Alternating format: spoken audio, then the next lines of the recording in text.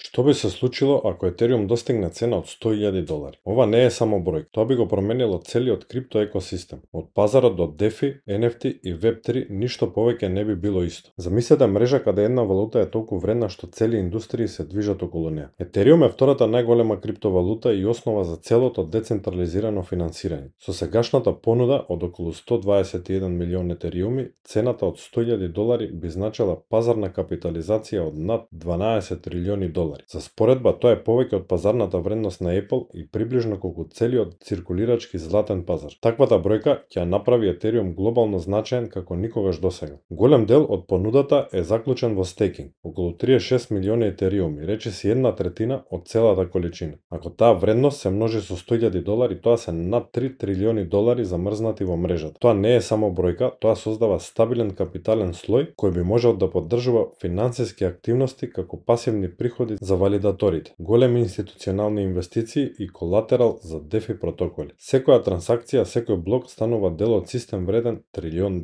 Институционален интерес е клучен фактор. Големи фондови, пензиски и осигурителни компании би го усвоиле Етериум како дел од своето портфолио. Токенизираните средства и стабилните токени ја зголемуваат ликвидноста и довербата во мрежата. Колку повеќе долари и обврзници се појавуваат ончейн, толку поголема стабилност добива екосистемот. Со оваа ликвидност Етериум станува повеќе од валута, станува основа за финансиски инструменти и нови економски модели. Овој дел додава реалистичка представа за тоа како институциите би ја поддржале мрежата и ја зголемиле цената. Надградбата Денкан веќе ја намали цената на трансакциите преку блок податоци, овозможувајќи поевтини Layer 2 решенија. Сите тие решенија се уште користат Етериум за објавување и верификација што ја одржува вредноста во мрежата. Тоа значи дека со зголемена употреба секој корисник, секоја апликација и секој DeFi протокол директно придонесува за поттикнување на цената. Дополнително, секој нов проект или NFT платформа што се појавува користи Етериум како основна валута што ја зајакнува економската моќ на мрежата. Механизмот на реткост е клучен. EIP-1559 и новите блок такси го намалуваат бројот на Етериум во циркулација. Поголема активност, повеќе Етериум се гори. Помал net supply, раст на вредност. ETF-ите и DeFi платформите ја зголемуваат побарувачката, но носат и ризици. Централизација кај големите валидатори, зависност од неколку оператори и регулаторни ограничувања. Ова создава баланс помеѓу растот и ризикот, што го прави сценариото реалистично, но комплексно. Достигнување на Етериум од $100,000 не е само фантазија, тоа би било ново финансиско сценарио со огромен потенцијал и големи ризици и светот на крипто никогаш нема да биде ист. Секој фактор, технолошки, економски и регулаторен, мора да се совпаѓа за ова да се случи. Што мислите вие? Дали Етериум може да стигне до $100,000?